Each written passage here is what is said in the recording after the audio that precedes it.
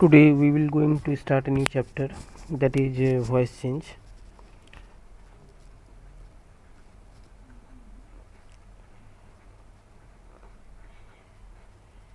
It has also another name, that is voice processing.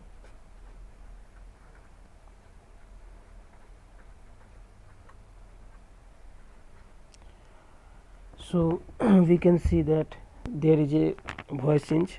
तो voice change में दो चीज़ आती है, एक होती है एक्टिव और दूसरी होती है पैसिव.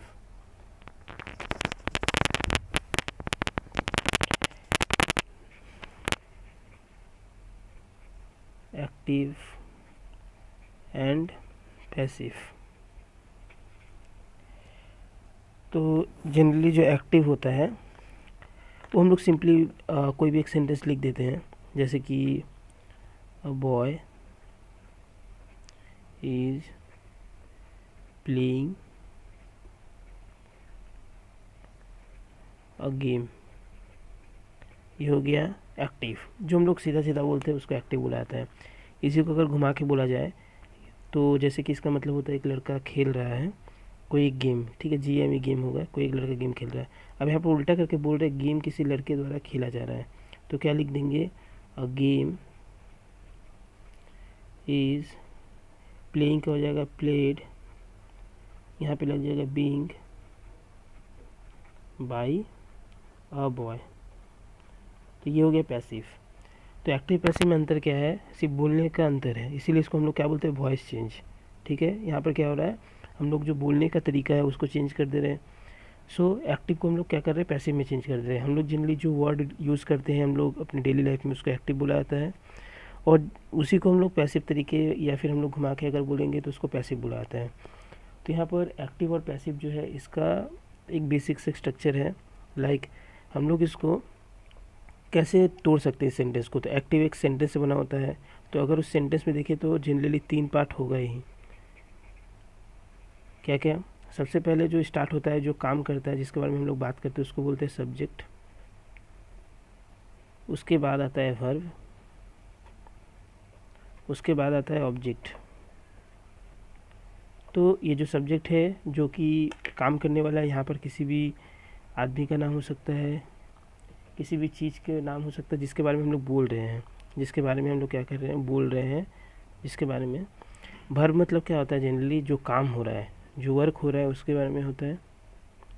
और जो लास्ट जो देख रहे हैं ऑब्जेक्ट, ये ऑब्जेक्ट क्या है, जैसे कि वो कोई काम कर रहा है, क्या काम कर रहा है. जैसे कि यहाँ पर बोले खेल रहा है, तो क्या खेल रहा है, कोई गेम खेल रहा है, फुटबॉल खेल रहा है, तो वाट. यहाँ पर जनरली हम लोग बोलेंगे वाट मतलब क्या, जनरली वो कर क्या रहा है. उसी तरह से अगर हम लोग बात करें इसका सेंटेंस के बारे में, तो इसका स्ट्रक्चर कैसे होगा, तो इसका स्ट्रक्चर थोड़ा सा अलग होगा. इसमें क्या होता है कि सबसे पहले जो ऑब्जेक्ट है ये शुरू में आ जाएगा. यहाँ पे वर्ब जो है यहाँ पर ही रहेगा, लेकिन वर्ब का यहाँ पर थर्ड फॉर्म यूज़ होगा, मतलब पास्ट पार्टिसिपल. और फिर यहाँ पर ये जो सब्जेक्ट स्टार्टिंग में दिख रहा था, ये सब्जेक्ट लास्ट में चला जाएगा, वो जो कोई भी हो चला जाएगा. तो यहाँ पर क्या देखें हम लोग कि जो यहाँ पर लास्ट में हुआ करता था वो शुरू में आ गया, उसके बाद वर्ब बैठा दिए, वर्ब को चेंज करें थर्ड फॉर्म और सब्जेक्ट. यहाँ पर एक चीज़ ध्यान रखना है कि हम लोग जब भी वॉइस प्रोसेसिंग करेंगे तो ऑब्जेक्ट क्या होता है, मैक्सिमम टाइम चेंज होता है. ठीक है, ऑब्जेक्ट मैक्सिमम टाइम चेंज होता है, लेकिन सब्जेक्ट कभी भी चेंज, यहाँ पर ऑब्जेक्ट कभी भी चेंज नहीं होता है. ठीक है, ऑब्जेक्ट जैसा है वैसे ही बैठा देंगे, लेकिन सब्जेक्ट क्या होता है, चेंज होता है. जैसे सब्जेक्ट में अगर लिखा हुआ आई, तो यहाँ पर सब्जेक्ट में क्या हो जाएगा, मी. ठीक है, उसी तरह से सब्जेक्ट में अगर लिखा हुआ है मी, तो उसका उल्टा हो जाएगा आई. अगर यहाँ पर वी लिखा है तो यहाँ पर हो जाएगा अस. यहाँ पर अगर लिखा हुआ है दे, तो हो जाएगा दिम. अगर यहाँ पे लिखा हुआ है ही, तो हो जाएगा हिम. सी लिखा हुआ है तो हो जाएगा हर. उसके बाद ये सब चेंज होने वाला है. कुछ 2-3 चीज़ें जो चेंज नहीं होता है, जैसे यू का यू ही रहेगा, इट का इट ही रहेगा. तो यहाँ पर क्या है, सब्जेक्ट जो यहाँ पर है, जब हम लोग सब्जेक्ट लास्ट में लिखेंगे तो ये चेंज हो जाएगा. और किसी का नाम है तो वो कभी भी चेंज नहीं होता है. किसी भी लोग का अगर नाम है तो वो चेंज नहीं होगा. चेंज क्या क्या होगा, तो यहाँ पर आई चेंज हो रहा है, वी चेंज हो रहा है, दे चेंज हो रहा है, ही चेंज हो रहा है, सी चेंज हो रहा है। अगर यही चीज़ यहाँ पर दिया रहेगा तो ये बदल करके यहाँ पर आई हो जाएगा, मी का आई, वी का अस, दे का देम, ही का हिम, सी का हर। तो यहाँ पर समझ में आ गया। अब वर्ब जो भी है उसका हम लोग थर्ड फॉर्म लिखेंगे। जैसे यहाँ पर लिखा है प्ले, तो यहाँ पर हो जाएगा प्लेड, इस जगह में थर्ड फॉर्म में। यहाँ पर लिखा है टीच, तो यहाँ हो जाएगा TAUGST, टॉट। ये कुछ एग्जांपल जो इम्पोर्टेंट है वो बता रहे हैं। उसके बाद फिर यहाँ पर अगर लिखा हुआ है सिंग, तो यहाँ पर होगा संग। यहाँ पर लिखा हुआ रीड, तो रीड का रीट ही होता है। राइट लिखा हुआ है तो हो जाएगा रिटन। ईट लिखा हुआ है तो हो जाएगा ईटन। ड्रिंक लिखा हुआ है तो हो जाएगा ड्रंक। और उसके बाद फिर ओपन है तो हो जाएगा ओपेंड। शट का या फिर कट का यहाँ पर वही रहता है, चेंज नहीं होता है। तो ये कुछ बेसिक से एग्जांपल है जो सबसे ज़्यादा यूज़ होता है। तो इस तरह से चेंज होगा। ऑब्जेक्ट किसी भी तरह से चेंज नहीं होगा। ऑब्जेक्ट मतलब जो लास्ट में रहता है वो शुरू में उस वैसे ही बैठ जाएगा। जैसे अगर लिखा हुआ है द बॉय, तो द बॉय वैसे ही यहाँ पर बैठ जाएगा। जो ऑब्जेक्ट है वो फिर इस सब्जेक्ट के जो में आ जाएगा। जिस तरह से है ए बॉय लिखा हो सकता है, इन द टेबल हो सकता है। जैसे जितना भी बड़ा हो, ग्रुप्स ऑफ ऑब्जेक्ट भी हो सकता है, सीधा बिना चेंज किए ऑब्जेक्ट में बैठा देना है। तो ये था एक बेसिक सा फॉर्मूला। अब यहाँ पर हम लोग को थोड़ा सा टेंस का जानकारी रहना चाहिए। जैसे फॉर एग्जांपल हम लोग जानते हैं कि टेंस के कितने टाइप्स होते हैं। टोटल 3 टाइप्स होता है टेंस का।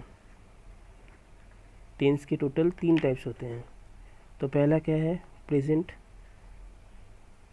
टेंस, जो भी हो रहा है। पहले पास्ट कर देते, जो बीत गया, PAST पास्ट।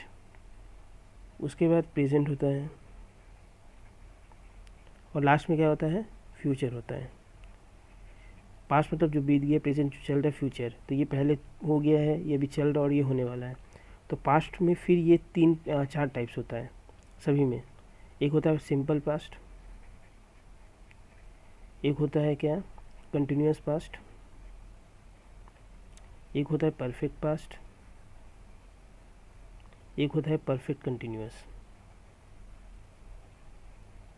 इसी तरह से प्रेजेंट का भी क्या होता है, सिंपल होता है, सिंपल प्रेजेंट टेंस, फिर कंटिन्यूअस प्रेजेंट टेंस, फिर क्या होता है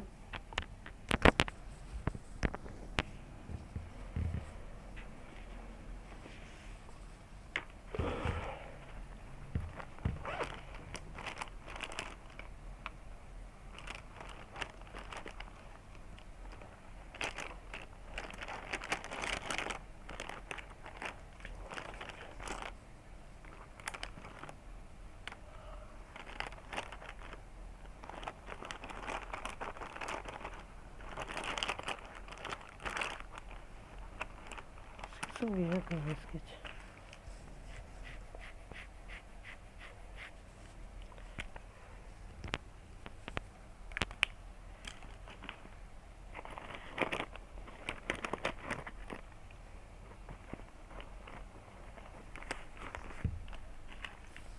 इतना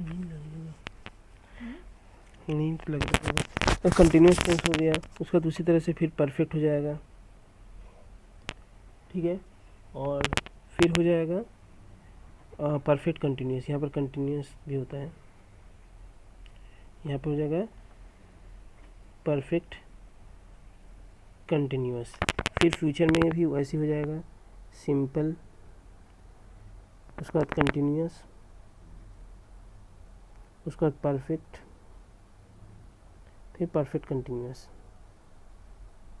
परफेक्ट कंटिन्यूस। तो यहाँ पर 3 टाइप्स था, तीनों के फिर 4 टाइप्स है। तो पढ़ना कैसे है, simple past tense, continuous past tense, perfect past tense, perfect continuous past tense, simple present tense, continuous present tense, perfect present tense, perfect continuous present tense, simple future tense, continuous future tense, perfect future tense और perfect future tense. कैसे समझेंगे कौन सा क्या है। तो जो simple होगा उसमें ना सिंपल लिखा रहेगा प्ले या फिर ईट, सिंपल लिखा रहेगा, इसमें कुछ भी नहीं लिखा रहेगा। जैसे आई प्ले फुटबॉल, बस हो गया आई प्ले फुटबॉल। कंटिन्यूस में क्या लिखा रहेगा, प्लेइंग, ING प्लेइंग, उसके बाद ईज लिखा रहेगा या फिर एम लगा रहेगा या फिर आर लगा रहेगा। ये तीन चीज़ में से कोई एक लिखा रहेगा और कोई भी वर्ब के साथ ING रहेगा। तो समझ जाना है क्या, सिंपल कंटिन्यूस प्रेजेंट टेंस हो रहा है। परफेक्ट में क्या होगा, या तो हैज़ आएगा या फिर हैव आएगा, उसके बाद प्ले लिखा होगा। तो समझ जाना है क्या, प्रेजेंट परफेक्ट टेंस है। अब उसी में अगर हैज़ आ गया, हैव आ गया, प्लस वर्ब के साथ ING आ गया, वर्ब के साथ ING आ गया, तब हो जाएगा परफेक्ट कंटिन्यूस। परफेक्ट मतलब हमेशा याद रखना, परफेक्ट मतलब होता है क्या, जहाँ पर भी हैज़, हैव और हैड रहे उसको हम लोग बोलते हैं परफेक्ट, मतलब ये परफेक्ट है। परफेक्ट में कंटिन्यूस कब होगा, कंटिन्यूस मतलब जो काम चल रहा है, काम चलने का मतलब ING रहता है। तो जब भी कोई काम चल रहा है तो ING लगा रहे। अब परफेक्ट कंटिन्यूस मतलब हैज़ हैव हैड भी रहेगा, कंटिन्यूस मतलब ING भी रहेगा, मतलब लिखेंगे हैज़ प्लेइंग, हैव प्लेइंग, आया समझ में। इस तरह से सिंपल में क्या रहेगा, यहाँ पर ये प्ले सिंपल रहेगा, PLAYED प्लेड, ये हो गया क्या, सिंपल प्रेजेंट टेंस। कंटिन्यूस में क्या हो जाएगा, मतलब वो चल रहा था उसमें, तो वाज लगाकर या वेयर लगाकर, वाज मतलब एक कोई के लिए, वेयर मतलब बहुत लोग के लिए, प्लेइंग, क्योंकि कंटिन्यूस में क्या लगता है ING लगेगा, इसलिए प्लेइंग। और वाज वेयर क्या बताता है, इसमें हमेशा वाज वेयर यूज़ होगा। इससे हम लोग को क्या पता चलता है, पास्ट टेंस है।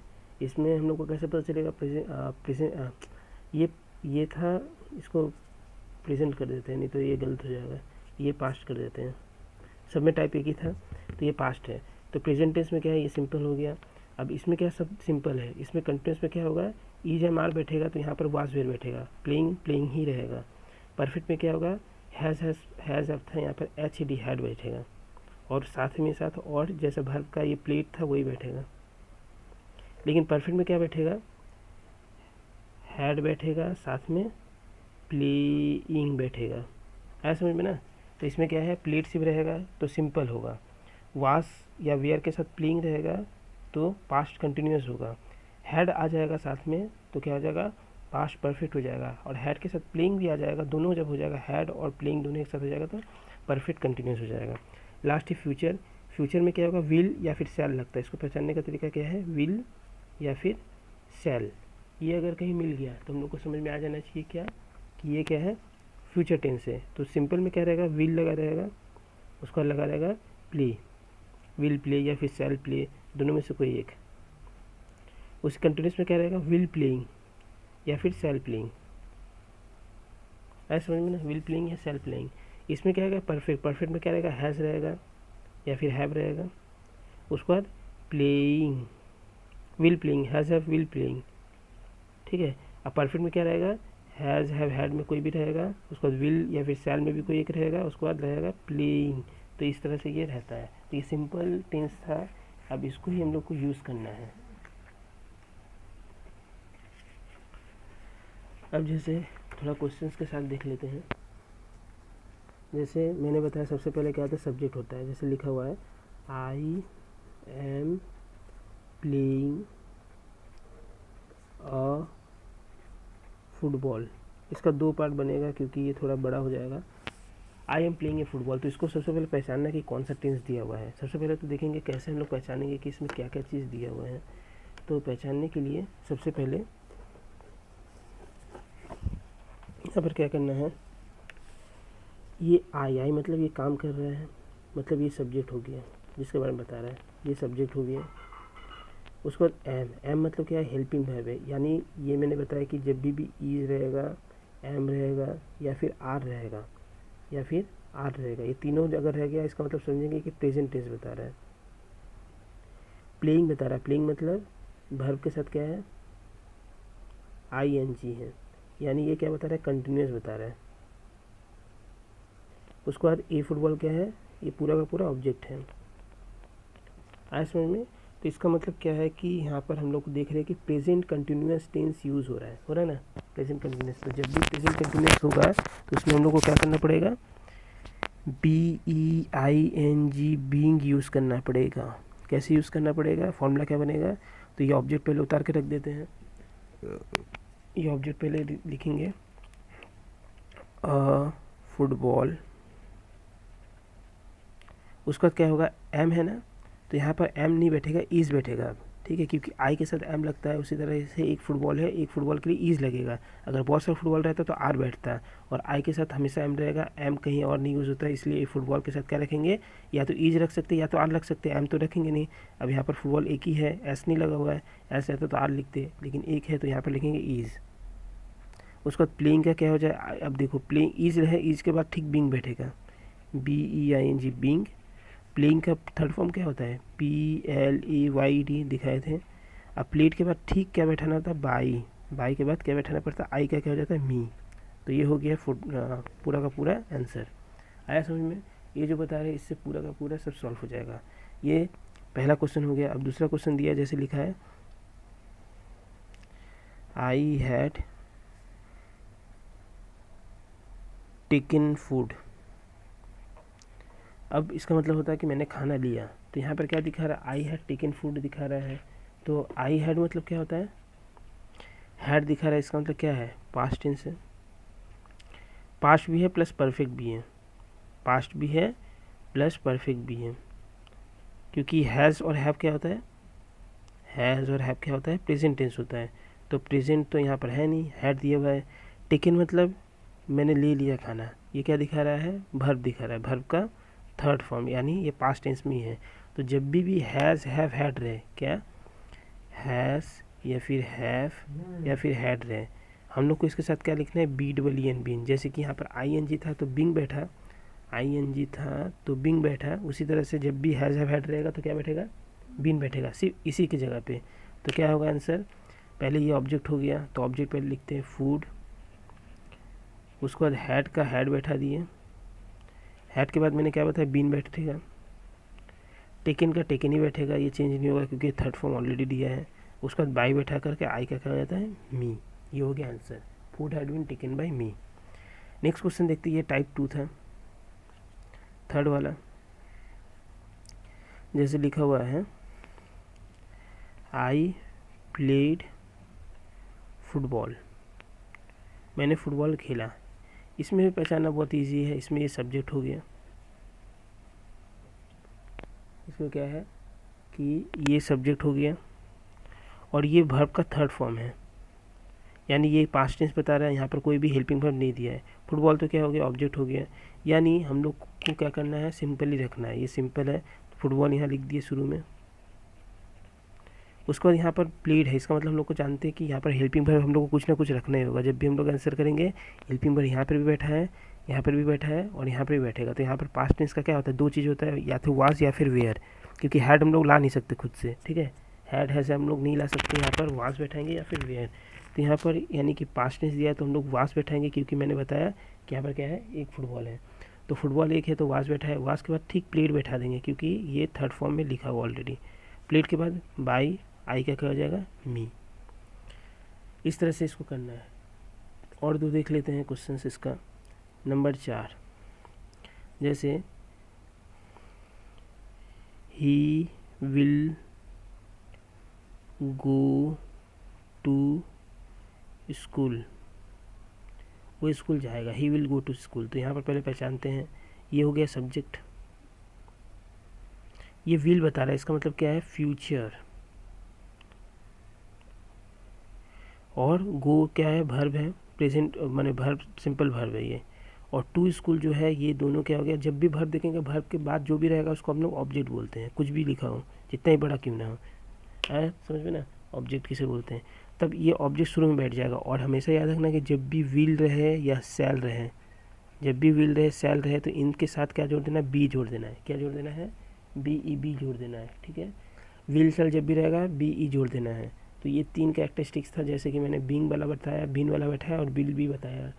तो अब इसमें क्या है, जैसे कि ये टू स्कूल लिखा जाएगा,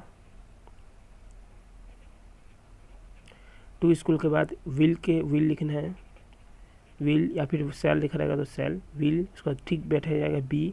गो का क्या हो जाता है, गॉन, टू गॉन, बाई, ही का हिम। तो ये हो गया इसका आंसर, इजी था। अब लास्ट एक देख लेते हैं आज के लिए, नंबर 5, छोटा सा, जिसमें सब्जेक्ट है ही नहीं। जैसे लिखा है close the door, close the door, दरवाज़ा बंद करो, कौन बंद करेगा नहीं पता। तो इसका बनाने का थोड़ा तरीका अलग है, क्योंकि यहाँ पर सब्जेक्ट नहीं है, कौन बंद करेगा नहीं पता हम लोग को। सब्जेक्ट जब भी नहीं रहेगा तो क्लोज मतलब क्या होगा, ये हो गया वर्ब, यहाँ पर हेल्पिंग वर्ब भी नहीं रहता है, और यहाँ पर क्या हो गया ऑब्जेक्ट। तो जब भी ऐसा छोटा सा रहेगा तो इसके लिए फॉर्मूला क्या होता है, लेट लगाना होता है। लेट के बाद हम लोग लगाएंगे ऑब्जेक्ट और वर्ब का थर्ड फॉर्म, बी लगाकर वर्ब का थर्ड फॉर्म। यहाँ पर एक एक्सेप्शन है कि हम लोग बी ई यूज़ करेंगे, ठीक है, बाय यूज़ नहीं करते। तो ये क्या लगाएंगे, लेट, ठीक है। उसके बाद क्या लगाएंगे, द डोर, क्योंकि ऑब्जेक्ट लिखा हुआ है, द डोर। अब उसके बाद बी क्लोज का थर्ड फॉर्म, बोला क्या है, क्लोज का वर्ब का थर्ड फॉर्म। तो क्लोज का क्या हो जाएगा, CLOSED। जब नहीं पता है वर्ब का थर्ड फॉर्म तो ED लगा दूँ, तो let the door be close. इसी तरह से ओपन द डोर होता है, क्लोज द, ये छोटा छोटा 3 वर्ड का रहेगा, तो उसको इसी तरह से करना पड़ता है। तो आई होप कि समझ में आ गया होगा। इस 5 टाइप के जो क्वेश्चंस मैंने बताए, इसमें से बहुत सारे क्वेश्चंस जो है यूँ ही बन जाएंगे। तो नेक्स्ट एक और वीडियो बनेगा जिसमें हम लोग क्वेश्चंस ही देखेंगे, सिर्फ उसमें एग्जाम्पल के थ्रू क्वेश्चंस देखेंगे। सो